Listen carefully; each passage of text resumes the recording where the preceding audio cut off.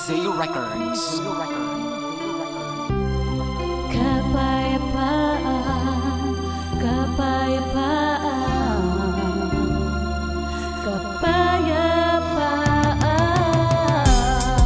Ito ang bayan nating sinilangan. Nalimot na natin ang kapayapaan. Nasaan na ba?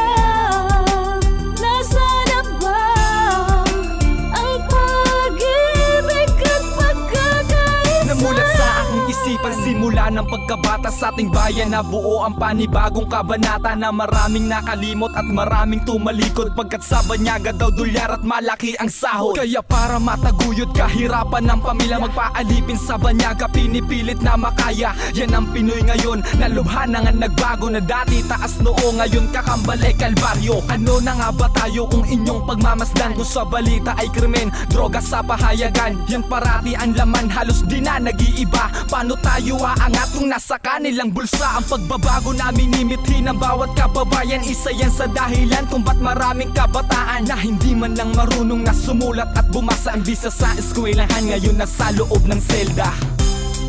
Ito ang bayan nating sinilangan. Nalimot na natin ang kapayapaan. Nasaan na ba? Nasaan na ba ang pag-ibig at pagkakaisa? Masasabi bang maunlad ngayon ang ating bansa? Kung turista sa Pinas, madalang na akong dumagsa. Kung pagmamasdan kasi ngayon ang ating lipunan, masasabi bang angat pa tayo sa likas na yaman? Sino bang may kasalanan? May dapat pa bang sisihin? Tao din di ba may sala kung iyo lang iisipin? Dahil sa pag-aabuso di mo pa ba nakikita? Nagbubunga to ng gutom, babagsak agrikultura. May tunay bang kustura sa sistemang tatsulok? Ba't mayaman lagi ang nangingibabaw sa tuktok? At ang mga duka sa dasal na lang pumapanata. Di ba ang sakit isipin, masasabi mong madaya? Tunay pa nga bang payapa sa ating mahal na bayan? Ba't pati dangal ng tao pwede nang bayaran? Dahil ba sa kahirapan ganto ating kalagayan? Sana'y pwede na lang bilhin bayaran ng kapayapaan. Ito ang bayan nating sinilangan. Nalimot na natin ang kapayapaan. Nasaan na ba? Nasaan na ba ang pag-ibig at pagkakaisa? Kapayapaan ba'y muling mababalik?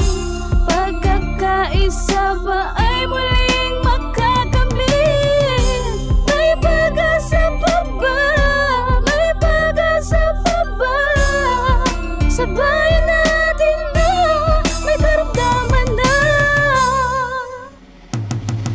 Ating bayan di balanse, saan pa nga ba tutungo? Ba't pag tayo'y naghihirap sinisisi ang pinuno at ang Diyos? Dahil sa problemang di mo makayanan. Di ba kung tayo'y magsisikap malamang tayo'y mayaman? Kung ikay natatauhan, bakit nga ba may armas? Kung bawat pagbuga ng bala buhay lagi katumbas. Ang pagdanak ng dugo, sumpa na nga ba sa ating bayan? Upang maging payapa, kasagutan ba'y digmaan? Lupa ba ang dahilan ng marahas na umpisa? Kung ba't may Muslim at Kristiyano na hindi magkaisa? Sa buhay politika, ang daming gustong manungkulan para lang sila'y manalo, papaslang pa ng kalaban. Di lamang kapangyarihan sa atin ang magpapabago, di lang pera ang sagot para mabuhay lang ang tao. Magkaisa at pag-ibig yan gawin mong pamantayan, malamang ay manumbalik sa atin ang kapayapaan.